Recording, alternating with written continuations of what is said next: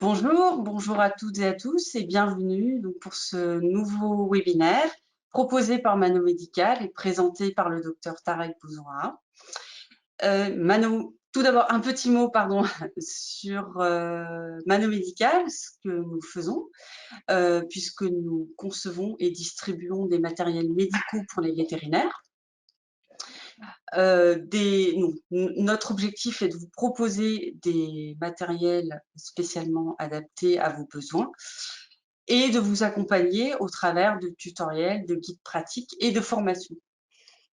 Et c'est donc la raison pour laquelle on se retrouve aujourd'hui pour parler plus précisément d'endoscopie avec le docteur Bouzoura. Donc, je vais juste vous partager mon écran que vous devez déjà voir, j'imagine. Voici. Donc, Mano Médical propose différentes gammes en imagerie, en chirurgie, en diagnostic et monitoring, en soins et bien-être, et en aménagement et équipement. Donc, aujourd'hui, je vous vois arriver les uns après les autres. Donc, on va parler plus précisément démarche clinique lors de vomissements chroniques chez les animaux de compagnie. Donc un sujet qui visiblement vous intéresse puisque vous êtes plus d'une centaine à vous être inscrits. Donc on va vous laisser le temps d'arriver. Et du coup, je vais me permettre de vous rappeler les différents autres rendez-vous auxquels donc, certains d'entre vous ont pu participer en compagnie du docteur Bouzoura, puisque nous avons pu parler précédemment de différentes thématiques que vous avez à l'écran. Et tous ces webinaires sont disponibles en replay sur notre chaîne YouTube. N'hésitez pas à vous inscrire ou à vous rendre sur notre site web www.manomedical.com, rubrique formation. Vous pourrez retrouver également donc, tous ces replays. Un petit mot, hop là, je reviens, pardon. Un petit mot sur votre intervenant, donc le docteur Bouzoura. Bonjour docteur, j'espère que tout va bien. Bonjour. Oui, très bien, Euh, merci. donc le docteur Bouzoura est diplômé de l'EGVIM et exerce en activité exclusive référée à la clinique vétérinaire Vet Alpha dans le 69, dans le Rhône, donc à Dommartin, c'est bien ça? Oui, tout à fait. Euh, Donc, avant de vous passer la main, Tarek, je voulais juste vous indiquer, à vous toutes et vous tous, que vous pouvez poser vos questions dans la zone dédiée et que bien, nous y reviendrons donc, à l'issue de cette présentation. Voilà, il ne me reste plus qu'à vous laisser la parole, Tarek, et je vous dis donc à tout à l'heure. Merci Voilà. beaucoup. Alors, on affiche l'écran. Normalement, vous êtes passé sur mon écran et vous On voit voyez votre écran. la Voilà. première diapositive. Donc, je remercie, effectivement, merci Evelyne, et puis merci plus généralement euh, la structure Mano Médical pour l'organisation de ces événements. C'est vrai que l'objectif a clairement été précisé. C'est au-delà de mettre à disposition du matériel, c'est aussi de tenter d'avoir la meilleure approche possible pour apporter des conseils, et meilleurs conseils, j'espère, pour la prise en charge des animaux de compagnie, ici en l'occurrence pour l'endoscopie. Alors, la démarche clinique lors de vomissements chroniques, elle est très particulière chez les animaux de compagnie. Et c'est c'est l'objet de cette séance. En introduction, je vais revenir très simplement sur la définition des vomissements. Ça me paraît assez banal, mais on le reprend quand même. Les vomissements sont caractérisés par une éjection active du contenu gastrique, parfois du contenu duodénal. La notion de l'éjection active a son importance parce que la séquence est en règle générale très caractéristique. Elle va nous permettre aussi d'éviter de faire des erreurs ou d'employer des circuits courts, notamment lorsqu'on confond cela avec les régurgitations. Souvent, le chien, le chat présentent des phases de prodrome avec de la nausée, des mâchonnements compulsifs, du léchage, du ptyalisme. C'est beaucoup plus fréquent et notable chez le chat, qui peut parfois miauler avec un miaulement assez rauque et baver énormément. Et l'expulsion du bol alimentaire est accompagnée de contractions abdominales qui, notamment chez le chat, encore une fois, peuvent être très violentes, mais qui sont très remarquables chez le chien également. L'étiologie cause de vomissement, elle est forcément très vaste, on va en parler, c'est l'objet de cette présentation. Et les conséquences des vomissements sont malheureusement non négligeables lorsqu'on les laisse se poursuivre, à commencer par les pertes de fluide, mais également les pertes d'électrolytes et enfin les risques aussi sur l'appareil respiratoire lors de fausses routes avec des bronchopneumonies par aspiration. La notion de vomissement chronique, c'est des vomissements prolongés pendant plusieurs semaines. On dit en règle générale entre 2 bonnes semaines et 3 semaines comme seuil pour commencer à parler de l'aspect chronique des vomissements. Et eux, les vomissements chroniques ont une étiologie spécifique et surtout une modalité d'approche et de prise en charge spécifique également. Donc on va reparler de l'étiologie des vomissements chroniques. On va ensuite venir sur la démarche diagnostique propre à la situation des vomissements chroniques chez les animaux de compagnie, notamment le fait qu'avant d'entreprendre une endoscopie, il va falloir toujours être en mesure d'explorer les causes extradigestives prioritairement, par le biais de la biologie médicale, par le biais de l'imagerie médicale, l'échographie, la radiographie, et se rappeler le rôle clé, mais la place aussi que prend l'endoscopie dans la démarche, qui arrive effectivement dans un second temps. Donc pour l'étiologie des vomissements chroniques, des choses qui ont déjà été abordées, on sépare en règle générale les causes digestives des causes extradigestives. J'ai pour habitude de classer les choses de la manière suivante. L'ingestion de substances émétisantes, qui paraît quand même assez évident, qu'il s'agisse d'une intolérance alimentaire, éventuellement d'une allergie alimentaire, d'indiscrétion régulière, soit connue des propriétaires, soit méconnue si un voisin nourrit le chien ou le chat. L'absence de transition alimentaire lorsqu'on change d'aliment, et bien sûr l'ingestion d'agents toxiques, médicamenteux, chimiques, caustiques. Là, c'est vraiment des choses qu'on est censé connaître dans l'anamnèse, éventuellement sinon pour des chiens ou des chats qui sont sous soins anticancéreux par exemple, sous anti-inflammatoires non stéroïdiens ou corticoïdes par exemple également. Les causes occlusives ou subocclusives, on va toujours les séparer en partant de l'intérieur de la lumière intestinale, en allant jusqu'à l'extérieur de l'intestin. Les causes obstructives endoluminales, un corps étranger par excellence, qui cause des vomissements, qui sont moins fréquemment chroniques qu'aigus, mais c'est-à-dire qu'ils peuvent évoluer vers la chronicité lorsqu'on a une subocclusion. Chez les tout jeunes, des pelotes parasitaires, des subocclusions d'origine pariétale avec des masses, intussusception ou volvulus, qui peuvent également générer de la diarrhée, et les causes extraluminales, notamment n'importe quelle autre masse intéressant un organe abdominal et générant une compression. Les causes inflammatoires et ou infectieuses, gastrite, entérite, maladie inflammatoire chronique intestinale plus généralement. Et pour les causes extradigestives, il en existe tout un tas, et c'est celle-ci qu'il faut tout de suite avoir en tête et dont il faut prendre la mesure préalablement à l'endoscopie. Une pancréatite, une insuffisance rénale aiguë ou une maladie rénale chronique, une hépatite, une cholangite, une cholécystite, éventuellement un pyomètre ou un hypocorticisme. Donc je les mets en rouge parce que c'est finalement celle-ci qu'on va toujours chercher à exclure avant de mettre le tube dans le patient.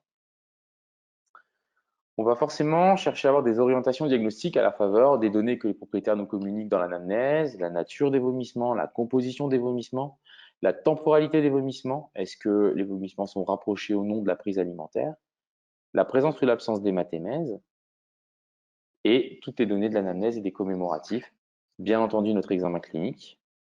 Et pour faire très simple, des résumés qui ne sont absolument pas absolus et qui peuvent être à tout moment contredits, mais on a tendance à dire que lorsque les vomissements sont mousseux, blancs ou jaunes, les causes métaboliques, gastrite chronique également, et les tumeurs peuvent être priorisées.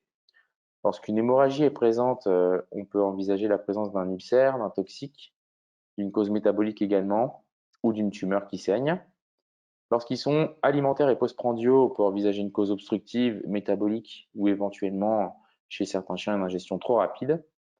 Très retardé, c'est plutôt le phénomène de gastroparésie ou de rétention gastrique, notamment chez des chiens ou des chats qui peuvent présenter des sténoses pyloriques ou des corps étrangers. Les vomissements fécaloïdes ont probablement pour origine le duodénum proximal, et les vomissements en jet pourraient orienter vers une obstruction pylorique ou duodénale proximale également. Je rappelle à nouveau que ces éléments-là ne sont pas absolus, mais ils peuvent nous aider. Bien entendu, ensuite, l'âge, le statut vaccinal, la couverture antiparasitaire nous fera évoquer des hypothèses plutôt que d'autres. Le mode de vie également, l'existence d'une collectivité avec plusieurs autres chiens ou chats du domicile ou de la zone qui soit également atteint. Le type de ration alimentaire qui est donné, les traitements éventuels en cours qui peuvent avoir une influence sur la digestion et bien entendu les antécédents médicaux et chirurgicaux. Notre examen clinique va prioritairement chercher à dépister l'existence d'une déshydratation. Elle est en règle générale assez fréquente lors de vomissements aigus. On perd des fluides et on considère même que l'animal est déshydraté, même si on n'a pas tous les signes à l'examen clinique, au moins à 5%. En chronique, c'est moins évident, donc il faut effectivement s'y intéresser. L'équilibre hémodynamique, soyons sûrs que le chien ou le chat présenté ne présente pas des signes d'hypotension, d'hypovolémie, en tout cas des choses qui pourraient nous faire nécessiter une intervention thérapeutique en amont d'examens complémentaires, notamment ceux sous anesthésie générale. La palpation abdominale, à la recherche d'un inconfort, d'une masse, d'une douleur vive. Le toucher rectal, également intéressant pour rechercher l'existence d'une anomalie dans la zone rétropéritonéale ou périanale. Et enfin, l'examen de la cavité orale, notamment chez le chat sous la langue, parce que certains vomissements peuvent être associés à des corps étrangers linéaires qui vont entraîner de manière évolutive des dégâts de plus en plus importants. Donc là, on va balayer, on va dire, les grandes causes, et surtout rappeler les principaux réflexes à avoir, et notamment les réflexes qui vont viser à rechercher des causes extra-digestives en priorité, je le répète. Dans la démarche diagnostique, donc, avant de faire une endoscopie, il est assez évident qu'on ait eu recours à un profil biochimique. Au-delà des profils plus spécifiques, notamment indiqués lorsqu'on a une suspicion précise, notamment une pancréatite par exemple avec le dosage des FPL ou des CPL ou de la lipase par méthode GGR, quoi qu'il en soit, on va avoir la nécessité d'un profil biochimique de base, évaluant l'intégrité hépatique, rénale, le protéinogramme et la glycémie. Pour les reins, plus précisément, on peut éventuellement envisager l'évaluation de paramètres réputés un peu plus précoces comme la SDMA pour dépister une éventuelle néphropathie que la créatinine ne nous a pas mis en évidence, notamment chez le patient qui a déjà perdu un peu de poids. L'analyse urinaire, bien entendu, est incontournable lorsqu'on a ce type de suspicion pour évaluer la densité urinaire, confirmer l'hypersténurie physiologique, évaluer le pH, la présence ou l'absence d'anomalies de la bandelette. Plus précisément pour le foie, lors de suspicion de cholangite, de cholécystite, d'hépatite, d'autres paramètres peuvent être utilisés, la bilirubine en priorité, qui peut aussi nous aider dans d'autres contextes, les gamma-GT, éventuellement les azates, selon le degré d'aisance qu'on a à manipuler ce type de paramètres. Les vomissements chroniques sont effectivement parfois dus à des hypocorticismes. On a tendance à se rappeler que l'hypocorticisme, c'est le tableau classique du chien très abattu en choc avec une hyponatrémie, une hyperkaliémie, d'où le ionogramme. Mais de plus en plus de cas maintenant sont présentés avec des tableaux équivoques, des pertes d'appétit transitoires, des vomissements très épisodiques avec des pertes de poids associées. Et ce sont des candidats à la réalisation du ionogramme, mais également du cortisol basal dans le cadre du dépistage de ce qu'on appelle un hypocorticisme soit dit atypique, sans modification de l'anatrémie, de la kaliémie, soit juste à tendance évolutive pour lequel le ionogramme est encore préservé. À cela s'ajoutent les examens d'imagerie médicale avec l'échographie abdominale. Pour vous donner quelques orientations, on s'est intéressé dans plusieurs études, mais dans celle que je vous évoque ici, à la pertinence des dosages des CPLI et de la lipase des GGR en comparaison lors de suspicion de pancréatite chez le chien. On s'est rendu compte que ces paramètres, alors pour la lipase, étaient plutôt sensibles et très spécifiques, avec un seuil supérieur à 42,15 unités par litre. Apprenez que les différents laboratoires chez lesquels on envoie le dosage de la lipase des GGR en France ont leur propre seuil. Parfois, il est un petit peu plus bas, plutôt aux alentours de 25 ou 26 chez le chien, donc peut-être souffrant éventuellement d'une spécificité un peu réduite. Une autre étude a été réalisée un peu plus tard et s'est intéressée effectivement au CPLI également, avec une sensibilité un peu plus faible et une spécificité un peu plus faible, avec un seuil à 235 microgrammes par litre. Tout ça pour dire que ces paramètres, quoi qu'il en soit, ne sont pas absolus. Il ne faut pas en déduire que la lipase est supérieure au CPLI. Elle est moins chère et plus rapide d'accès, cela dit. Pour le cortisol basal, notamment lorsqu'on suspecte un hypocorticisme, il faut le doser et si la valeur est supérieure à 55 nanomoles par litre, il y a très peu de chances, virtuellement presque zéro chance pour que le chien présente un hypocorticisme. À l'inverse, si la valeur est en dessous de ce seuil, on doit stimuler.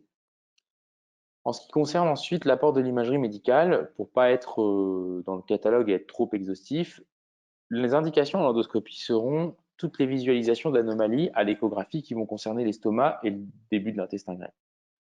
On va donc avoir une recherche prioritaire qui est l'évaluation de l'épaisseur de la paroi gastrique. Une paroi gastrique chez les animaux de compagnie, c'est compris entre 3 3,5 mm d'épaisseur. Et dès lors qu'on a un épaississement plus conséquent de la paroi gastrique, avec éventuellement la proéminence d'une sous-couche plutôt que les autres, avec préservation de l'écostructure pariétale, c'est-à-dire avec la préservation des différentes lignes d'écogénicité qui représentent les différentes couches, à savoir la muqueuse, la sous-muqueuse, la musculeuse et la séreuse, on va avoir ici, dans le cas de la préservation de l'écostructure, une suspicion d'inflammation. C'est le cas sur nos deux images. On peut également rechercher par contiguïté l'existence éventuelle d'anomalies des nœuds lymphatiques avec des adénomégalies plus ou moins variables. Dès lors qu'un nœud lymphatique est proéminent et se met en évidence à l'échographie abdominale, notamment chez les petits sujets, on va dire que l'adénomégalie est anormale. C'est le cas ici à gauche avec une adénomégalie à 8,2 mm. À droite, l'adénomégalie est bien plus conséquente avec une hétérogénéité des nœuds lymphatiques, une tendance hypoéchogène et très arrondie, qui oriente même plus vers une possible hypothèse tumorale. Et enfin, lors de l'échographie, on peut aussi mettre en évidence directement ce que l'on cherche, notamment le corps étranger, tel que c'est le cas ici. On avait ici une petite coque en caoutchouc dans un estomac de chat. Donc ce corps étranger avait été retiré par endoscopie. Je crois que j'avais mis la vidéo sur la page Facebook de Betalpha. L'échographie abdominale peut également nous permettre d'évaluer donc l'ensemble des autres organes abdominaux en fonction de l'habitude qu'on a à la réalisation de ces examens. Ici, on voit un pancréas qui présente plusieurs anomalies qui vont nous faire envisager une pancréatite aiguë. Ce pancréas est gros, premièrement, il est proéminent. Deuxièmement, il est hypoéchogène. Il est également hétérogène. Il a des contours irréguliers et donc complètement anarchiques avec une graisse péripancréatique hyperéchogène. On pourrait également mettre en évidence d'autres anomalies, à savoir de l'épanchement, sujet, bon, péritonite focale associée. Ce qu'on appelle une picature du duodénum, c'est en fait un duodénum qui va ne plus du tout pouvoir fonctionner en créant un iléus, et parfois même une énorme gastroparésie avec une accumulation de fluide dans l'estomac parce que la zone pyloro-duodénale n'arrive pas à jouer son rôle compte tenu de l'inflammation par continuité dans tout le pourtour du duodénum puisque le pancréas est collé virtuellement à cette portion de l'intestin. On peut également s'intéresser à l'aspect des reins. Sur votre gauche, vous voyez une échographie d'un rein de petite taille chez un chat avec une atténuation de la jonction cortico-médulaire. En fait, la zone entre le cortex le plus en périphérie et la médula rénale le plus en zone médiane, qui est censée être un tout petit peu plus hypoéchogène, cette jonction, on ne la voit pas. En fait, on a un continuum parenchymateux qui montre que les remaniements sont malheureusement assez conséquents. Et sur votre gauche, le rein est encore plus modifié. Il est très irrégulier avec des contours bosselés. Il a des plages hétérogènes, fibrosées. Et donc, ces deux reins-là sont malheureusement des reins chez lesquels on peut imaginer trouver la cause des vomissements chroniques. Et donc, pour lesquels l'endoscopie n'est pas forcément l'examen à envisager en priorité. On peut également avoir, comme vous voyez sur votre gauche, des signes de pyélonéphrite. Le rein de gauche, en fait, on a son cortex en périphérie, sa médula plus au centre, un petit calcul dans la cavité du pyélique. Et en fait, les parois pyéliques tout autour sont hyper échogènes, d'aspect un petit peu irrégulier. Et ça, c'est des signes effectivement d'inflammation associée. On parle de pyonéphrose lorsqu'on n'a que du pus et pas forcément d'inflammation du parenchyme, et de pyélonéphrite, bien plus commun et connu dans notre vocabulaire, lors de modifications parenchymateuses associées. Sur la droite, les images d'un chat qui présente une pyélectasie marquée. Malheureusement, l'écoulement des urines est compromis dans cette cavité pyélique, par cette cavité pyélique. Et donc, les urines s'y accumulent, entraînant une dilatation qui va culminer vers l'hydronéphrose. Et en conséquence, ce chat peut avoir de très bonnes raisons de présenter des vomissements chroniques puisque son rein a du mal à fonctionner correctement. Sur la prostate également, chez le chien, on peut retrouver la présence de kystes prostatiques, d'hétérogénéité du parenchyme, de prostatomégalie et d'irrégularité. Parfois, ces kystes peuvent même se surinfecter, occasionnant une prostatite, avec le plus souvent un tableau aigu quand même, avec un syndrome fébrile, douleur abdominale et vomissements aigus. Donc là, dans le cadre des vomissements chroniques, une prostatite chronique peut effectivement occasionner des douleurs abdominales et des anomalies de péristaltisme. Ce n'est pas non plus le cas le plus fréquent. En d'autres termes, l'échographie nous aide beaucoup. Et donc, ensuite, on peut envisager le recours à la radiographie, notamment quand on parle de l'appareil génito-urinaire chez le chat, dans le cadre du dépistage d'éventuels calculs urinaires ou d'anomalies des voies rénales qui pourraient expliquer des vomissements chroniques. Ici, vous voyez, entre avant, après, la silhouette rénale sur cette projection radiographique latérale qui montre qu'effectivement le rein est très dilaté et probablement sujet à une hydronéphrose. Sur la vue de face, il en est de même. Ce rein, on va le voir apparaître sur notre silhouette de face et on voit beaucoup plus clairement ici la présence également de zones radio-opaques, une dans ce rein et 3 autres dans le rein contralatéral qui au demeurant semble atrophié, malheureusement a dû subir les conséquences d'une obstruction antérieure. Et ensuite, tout un tas d'autres images que je vous propose où on voit des chapelets de calcul à la fois piéliques, urétéraux et qui vont effectivement poser souci ici dans ce cas de figure.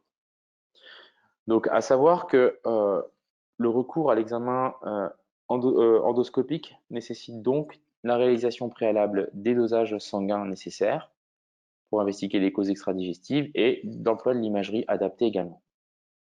Et l'indication prioritaire pour la gastroscopie sur des vomissements chroniques, c'est lorsqu'on suspecte une gastrite chronique ou une tumeur.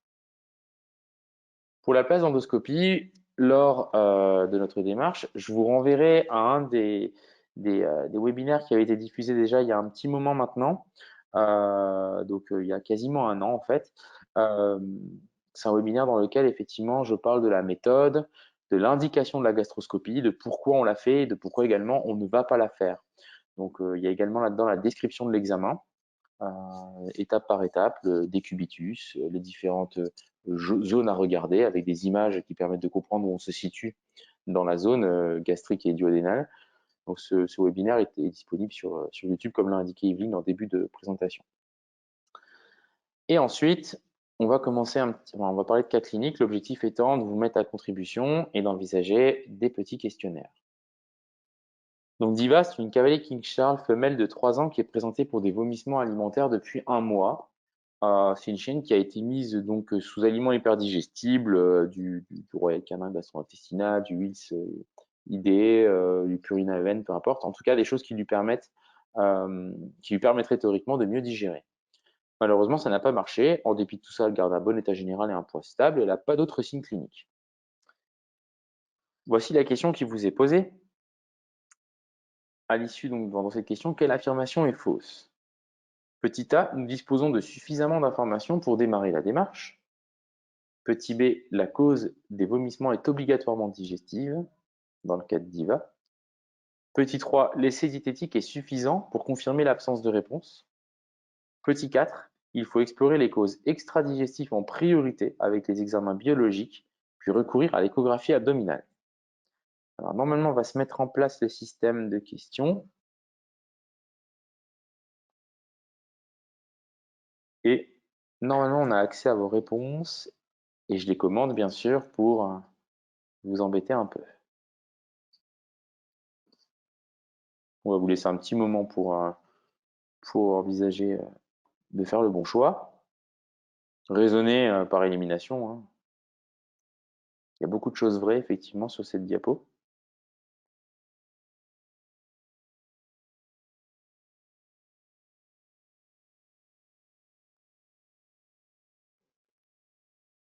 Et donc, je pense qu'on laisse entre 30 secondes et 1 minute pour répondre. En espérant que l'outil soit intuitif. Mais il me semble qu'il l'était, à mon dernier souvenir.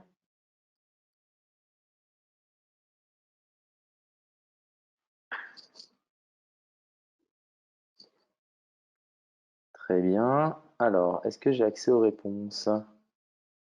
Alors, normalement, c'est Yveline, je pense, qui va me donner les réponses qui ont été données, c'est ça? Ah, voilà. Vous avez été la moitié à envisager la réponse B comme étant fausse, un très gros tiers à avoir envisagé la réponse D et de très rares à avoir envisagé la réponse A. Donc effectivement, l'affirmation fausse était la réponse B. Alors, pour Diva, oui, le fait qu'elle garde un bon état général, que l'alimentation hyperdigestible ait été testée 3 semaines, c'est suffisant pour dire que ça ne répond pas. Et globalement, aujourd'hui, pour elle, je dispose d'assez d'informations pour démarrer ma démarche, puisque ma démarche va consister en des examens biologiques et d'imagerie. Donc, c'est la réponse D. Et l'essai diététique, effectivement, est bien suffisant. Donc, ici, la réponse fausse, c'est que les vomissements sont obligatoirement de causes digestives, parce que comme je l'ai rappelé au début du diaporama, il y a des causes extradigestibles, qui peuvent expliquer les vomissements. Donc, pour Diva, on va commencer par un bilan biochimique avec un ionogramme, dans le but d'explorer les hypothèses rénales, endocriniennes et autres. Donc, voici le bilan de DIVA. Elle présente une créatinine normale, une SDMA augmentée. Pas forcément toujours tous à l'aise avec cette notion. Un potassium à 6,3 qui est également augmenté et une urée un peu augmentée. Donc, à la lecture de ces résultats, je vous dis qu'il y a une hyperkaliémie. Cette hyperkaliémie, elle peut être soit due à des excès d'apport. Or, je sais que DIVA, je ne lui donne pas de compléments ou de choses particulières qui peuvent expliquer ça, ni de perfusion, ni de supplémentation en potassium. Un éventuel transfert extracellulaire de potassium. C'est très simple, quand il y a des lyses cellulaires, le potassium qui est plus présent dans le milieu intracellulaire se retrouve dans le plasma. Il faudrait-il encore être face à une lyse cellulaire ici? Et des défauts d'excrétion, c'est tout simplement des anomalies rénales qui entraîneraient la rétention de potassium, comme ça peut être le cas sur certaines obstructions du bas appareil urinaire chez le chat bouché, hein, ou d'autres maladies dont on parlera. Et bien sûr, on considère toujours les erreurs préanalytiques, mais là, je peux vous dire que les erreurs analytiques ou préanalytiques sont exclues parce que le dosage, on a bien fait. Et j'ai une azotémie frontière. J'ai effectivement une créatinine normale, subnormale, une SDMA un peu augmentée, je suis obligé d'en tenir compte. Dès qu'on a ces paramètres rénaux anormaux, on se demande toujours si ça se passe avant le rein, dans le rein ou après le rein. Et ici, pour éliminer les choses très clairement, le post-rénal, c'est calcul du haut ou du bas appareil urinaire, obstruction urinaire, très grosse infection. Le rénal parenchymateux, c'est les évolutions de maladies rénales, aiguës ou chroniques. Et le prérénal, c'est la déshydratation, l'hypovolémie. A priori, on a déjà exclu des petites choses. Et pour DIVA, effectivement, je vais envisager que son hyperkaliémie soit liée à un défaut d'excrétion et que son azotémie soit plutôt due à une cause prérénale, un peu de déshydratation, parce qu'elle vomit depuis un moment et qu'elle n'est peut-être pas parfaitement réhydratée. Donc, dans le défaut d'excrétion de potassium, il n'y a pas 15 000 maladies. Soit DIVA, elle reçoit des médicaments, du bénazéprile, d'un sartan éventuellement, soit elle reçoit éventuellement des médicaments qui auront tendance à faire baisser ses hormones, soit en fait elle a un défaut hormonal, hypoaldostéronisme, hypocorticisme. On se rappelle tout à l'heure, je vous ai montré que si la cortisolémie basale était supérieure à 55 nanomol par litre, on pouvait exclure un hypocorticisme. Donc, pour dépister cette possibilité-là chez DIVA, je trouve qu'il est cohérent, avant d'aller plus loin, de réaliser un cortisol basal. Et la cortisolémie basale est inférieure à 50. Je la stimule donc, et sa stimulation à la CTH est totalement plane, ce qui est donc diagnostic de l'hypocorticisme. DIVA présente un hypocorticisme sous une forme un peu atypique, quoique l'hypercalémie est présente, mais plutôt sous une forme discrète et évolutive, et on doit la prendre en charge. Et ici, on confirme que même si on veut avoir le souhait de mettre en évidence la présence, par exemple, de surrénales de toute petite taille, en tout cas à ce stade, l'échographie abdominale n'est pas totalement indispensable. On a abouti au diagnostic sans en avoir besoin. En termes de thérapeutique, je vous l'ai mis surtout pour indication. On utilise désormais en priorité le désoxycorticostérone pivalate, donc le Zicortal, avec un protocole millimétrique qui, pour le coup, a le mérite d'être rappelé ici, avec des doses qui peuvent être variables parce que désormais, on peut aller à 1,6 mg/kg pour la première administration par voie sous-cutanée, jusqu'à effectivement 2,2 qui correspond au RCP et puis aux premières prescriptions. Et effectivement, des contrôles réguliers du ionogramme au départ pour ajuster la dose et la fréquence, un contrôle à mi-chemin autour du 15e jour, et un contrôle juste un petit peu avant la seconde administration, le but étant de vérifier que l'ionogramme soit en accord avec un dosage adéquat. Donc on passe à un autre cas. Maintenant, ok, on est passé sur le cas typique où l'endoscopie et l'échographie n'étaient pas utiles. Stark, un berger australien mâle de 3 ans. Stark, c'est un chien qui présente des vomissements alimentaires depuis 1 mois. Comme pour DIVA, l'aliment hyperdigestible 3 semaines n'a pas eu d'effet. Il a un bon état général. Il a un poids stable. Vous allez vous dire, mais dis donc, il nous remet un cas assez proche de DIVA. Et effectivement, on est sur un chien en bon état, plutôt jeune. Par contre, lui présente de l'hématémèse d'après les propriétaires. C'est un paramètre dont on va tenir compte. Et effectivement, pour Stark, on va commencer à se poser des questions. Donc la première question, je vous la pose moi. Quelle affirmation parmi toutes celles-ci est vraie? Petit a, il manque des informations importantes pour démarrer la démarche. Petit b, la cause des vomissements est obligatoirement digestive. Petit c, l'essai diététique est insuffisant pour confirmer l'absence de réponse. Petit d, il faut explorer les causes extradigestives en priorité avec les examens biologiques, puis recourir à l'échographie abdominale. Normalement, cette fois-ci, beaucoup moins vont se faire piéger.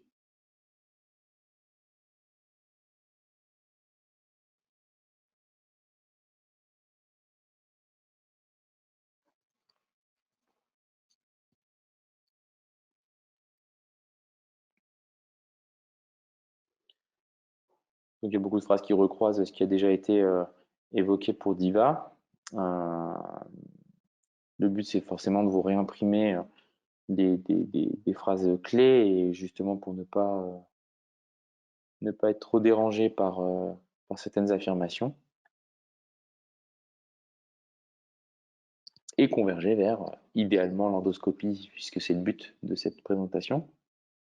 Alors, dès que le sondage est terminé, je vais recevoir les réponses. Et on va voir si vous avez amélioré vos scores. Alors, donc vous avez été à égalité, 44% à répondre la cause des vomissements est obligatoirement digestive et à répondre il faut explorer les causes extradigestives en priorité. Une infime partie a persisté en disant que l'essai diététique était insuffisant pour confirmer l'absence de réponse. J'ai déjà élucidé ce point-là. L'essai diététique est effectivement suffisant. Quand on passe en gastro-entérologie 2 semaines, 2 bonnes semaines avec un traitement unique et que les résultats ne se font pas voir, contrairement à la dermatologie où on doit prendre quand même presque 2 mois pour répondre sur des lésions dermatologiques, en diététique, on a déjà nos réponses. Donc là, la réponse C, c'est bien une affirmation qui est fausse en fait. Et donc pour ceux qui ont hésité avec la réponse B, je comprends que l'hématémèse, compte tenu du tableau que je vous ai mis au tout début, orienterait vers un ulcère, des érosions ou une tumeur gastrique. Malheureusement, l'hypocorticisme fait également partie des causes d'hématémèse. Et surtout, ça n'est pas absolu. Donc, c'est vrai que le obligatoirement digestive ne colle pas. On aurait pu dire possiblement digestive, oui, mais dans ce cas-là, possiblement extra-digestive. Et donc, l'idée, c'est de retenir en tête et de s'inculquer, d'aller toujours explorer les causes extra-digestives avec la biologie et l'échographie. Donc, on poursuit avec une troisième question directement. Parmi ces affirmations, laquelle est fausse? Donc, les hypothèses principales sont une gastrite chronique, une intolérance alimentaire, voire une hélicobactériose. Réponse B, un hypocorticisme est improbable. Réponse C, l'absence d'anomalie gastrique échographique permettrait d'exclure une gastrite chronique et une hélicobactériose. Petit D, si les causes extradigestives sont écartées, l'exploration endoscopique peut être envisagée. Donc l'une d'elles est fausse.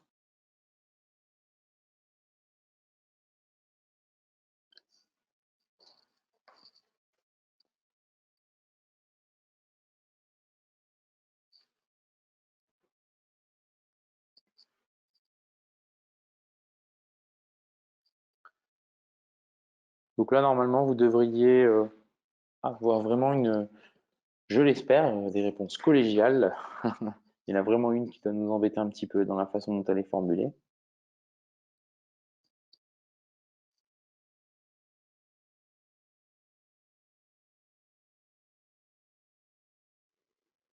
Et donc, on va avoir nos résultats que je vais pouvoir vous commenter. Alors, les résultats sont les suivants. 2 tiers a répondu un hypocorticisme est improbable et 1 tiers a répondu l'absence d'anomalie gastrique exclut une gastrite chronique. Alors, je retourne sur le diaporama.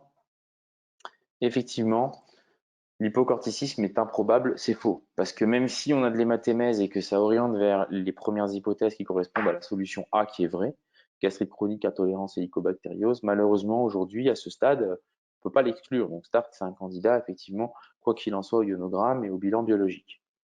Pour ceux qui avaient répondu d'autres possibilités, quand on a pas d'anomalie échographique, on est, cela dit, pas sûr d'exclure une gastrite chronique ou une hélicobactériose. Donc, il y a des cas d'hélicobactériose, notamment de gastrite chronique, où on n'a pas de net remaniement et pas de net épaississement de la paroi gastrique au-delà de 3,5 mm. Il faut le savoir parce que si les vomissements sont très importants, on a quand même une justification à la endoscopie si on n'a rien trouvé d'autre. Si la biochimie est normale, si notre échographie est subnormale dans les limites de la normale. Donc voici le profil biochimique de Stark. Donc, grosso modo, si je le résume, j'ai tous les paramètres de base qui sont dans les normes. Je vais avancer. Chez Stark, effectivement, je tombe face à un épaississement pariétal gastrique modéré avec une préservation de l'écostructure pariétale. Sa paroi gastrique, elle doit faire 7-8 mm, donc c'est plus que les 3,5. Il y a bien quelque chose qui s'y passe, et donc là, clairement, j'ai une indication d'aller plus loin. Donc, chez Stark, je fais une gastroscopie et des biopsies. Donc là, je suis en regard de son œsophage.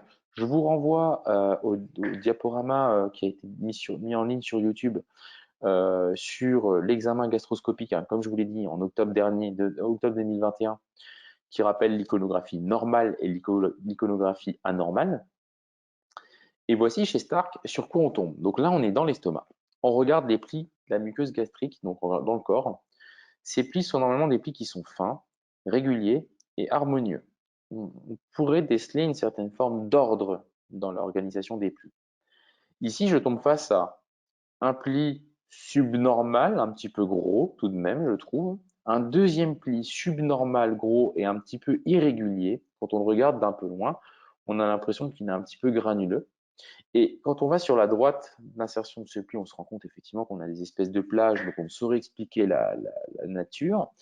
Des plages plus ou moins géométriques organisées un petit peu les unes contre les autres, avec des zones d'érosion où on devine un peu de sang qui s'écoule au pourtour de ces lésions-là, qui sont très nacrées, assez blanchâtres, luisantes, hein, brillantes, comme la brillance qu'on voit sur le dessus de la photo. L'effacement subtotal du pli numéro 3, dont on voit le démarrage en zone supérieure. Énormément de suc gastrique, donc de la mousse qu'on voit sur notre gauche. Et donc, effectivement, ici, une lésion gastrique évidente, hein. Je vous la remets sous un abord plus évident. Cette lésion gastrique, elle me pose problème. Elle est très érosive et elle mérite d'être investiguée. Dans d'autres zones, on a des plis gastriques qui récupèrent à peu près une architecture plus habituelle, qui correspond à celle que je viens de vous décrire, assez harmonieuse, organisée les uns en fonction des autres. En dépit d'une luisance importante et de suc gastrique, encore une fois, à la mousse en quantité très importante. En regard de son pylore, on devine des petites ponctuations rouges hyperémiées qui correspondent à des petites zones d'érosion de la muqueuse et qui posent également souci dans le sens où ces lésions-là ne devraient pas exister. Et dans son duodénum, on a des variations modérées avec une discrète irrégularité de sa muqueuse. Donc visuellement, on a ce qu'on appelle une gastrite folliculaire. Les follicules, ce sont ces zones géométriques délimitées, blanchâtres, qui sont en relief, là, qu'on a vu, et également en région du pylore, les petites zones foncées, circulaires. Érosives également, parce qu'on a quand même vu des zones de micro-saignement, hein. Prolifératives, parce qu'on voit du relief, hein, en regard de nos plis. On peut même se poser la question de granulome ou de néoformation. L'analyse histologique nous a donné deux types de réponses. On a affaire à une gastrite lymphoplasmocytaire, une forme des plus classiques d'inflammation liée à une intolérance, une inflammation d'origine alimentaire possiblement, et une gastrite à composante éosinophilique, soit par allergie alimentaire, soit par parasitose. En l'occurrence, ici, on privilégie l'option 1. Donc les images pour vous documenter la lésion. Hop. Donc, l'intolérance alimentaire est envisagée, c'est la raison pour laquelle on va envisager un aliment hydrolysé. L'aliment hydrolysé, c'est un aliment qui va en fait être le moins immunogène possible. Il va avoir ses protéines euh, finalement détruites en petits fragments de peptides. Des polypeptides dont le poids moléculaire est réduit aux alentours de 12 kilodaltons. C'est suffisant pour s'affranchir de 85% des réactions d'hypersensibilité. Mais il y en a toujours 15% qui peuvent malheureusement ne pas bien répondre à ces changements alimentaires, auquel cas on doit utiliser un aliment totalement hydrolysé en deçà d'1 kilodalton, c'est les gammes allergéniques de Royal Canin. Ce support diététique, en fait, modifie la structure des protéines, entraîne un faible poids moléculaire, comme je vous l'ai dit, avec une antigénicité et une immunogénicité réduite. On ne croise pas effectivement les immunoglobulines E et les mastocytes, donc toutes les hypersensibilités qui font intervenir ces deux structures. Donc l'hypersensibilité de type 1 est malheureusement pas contournée, c'est les 15% réfractaires, et on utilise des sources protéiques un peu particulières. En tout cas, ce qui est sûr, c'est qu'on évite les viandes rouges, les produits laitiers et les graminées. Le 85% que je vous ai documenté. En conclusion, si vous réalisez, je vous ai parlé de quelques cas, je vous ai parlé de plusieurs situations et d'une démarche complète dans laquelle, à certains moments, l'endoscopie a été utile et indispensable. Ça reflète le grand panel de cas que vous pouvez rencontrer en médecine générale. Bien entendu, quand on se situe du côté du référé exclusif, on n'a que les cas qui correspondent au cas numéro 2 Spark, enfin, ceux qui vont devoir avoir une endoscopie digestive. Mais c'est la raison pour laquelle, en dépit d'avoir été informé sur ce type de procédure et leur place dans la démarche, il ne faut pas non plus succomber à l'envie d'en faire systématiquement là où parfois elle n'est pas justifiée. Donc ma conclusion montre que lors de vomissements chroniques, il faut maîtriser l'étiologie, il faut avoir une démarche ordonnée et toujours envisager des examens biologiques et d'imagerie avant de faire une endoscopie. Je vous remercie pour votre attention et je reste donc disponible pour d'éventuelles questions.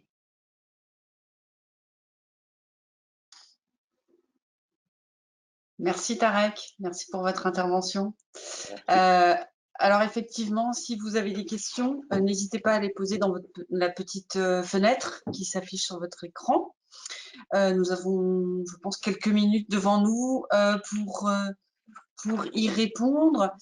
Une première question, quelle place occupe le bilan sanguin dans la démarche? Existe-t-il une différence entre les chiens et les chats? Oui, c'est important de parler de ça parce que chez le chien et chez le chat, alors déjà vous voyez que je vous ai présenté deux cas de chiens, que les vomissements chroniques chez le chat le plus souvent quand même appellent, en tout cas en termes de probabilité, euh, les causes liées notamment aux maladies inflammatoires chroniques intestinales avec plus ou moins une connexion vers le pancréas et ou l'appareil hépatobiliaire, donc en gros la triade.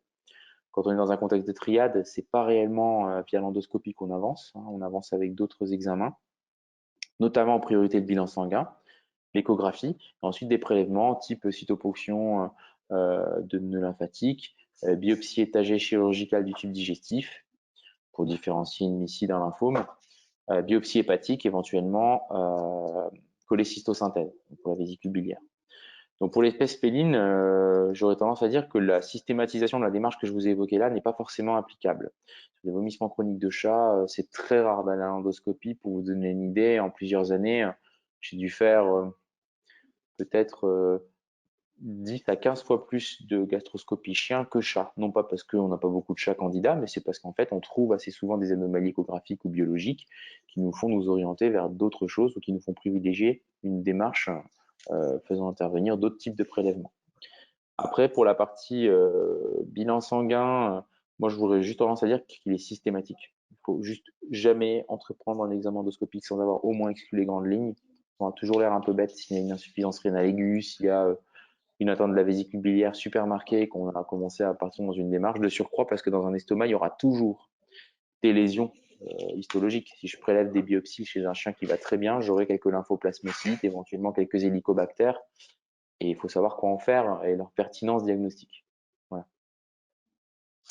Merci. Alors, une autre question.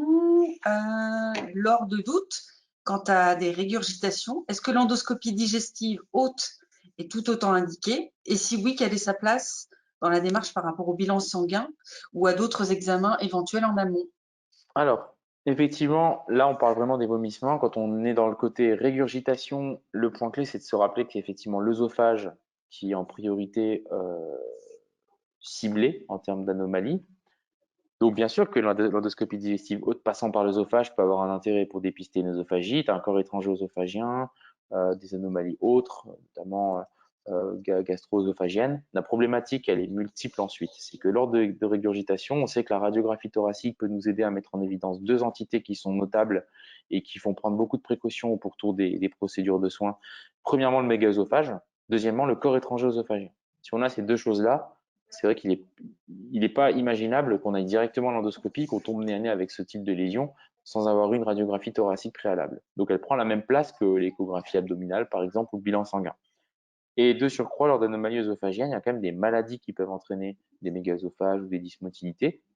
Dans le bilan sanguin, alors de base, il n'y a pas grand-chose qui va nous aider, mais par contre, si on a des suspicions en lien avec d'autres symptômes, coupler des recherches beaucoup plus spécifiques, alors que je ne vais pas évoquer là, sinon on part dans plein de parenthèses, pourra être nécessaire. Donc en réponse, je dirais non, la démarche n'est pas la même lors de régurgitation. Écoutez, je ne vois pas d'autres questions. Donc, on va peut-être conclure rapidement. Je vais donc reprendre la main. Oui. Et voilà. Et donc, je vais... hop là. Est-ce que vous voyez mon écran? Oui. Excusez-moi, j'étais pas sur la bonne... Voilà, je voulais juste vous indiquer, donc pour conclure, et vous remercier toutes et tous de votre participation, et bien entendu vous, Tarek, pour vos interventions. Et je voulais vous indiquer donc que ce webinaire aujourd'hui sera très bientôt disponible en replay pour ceux qui nous ont rejoints en cours de webconférence.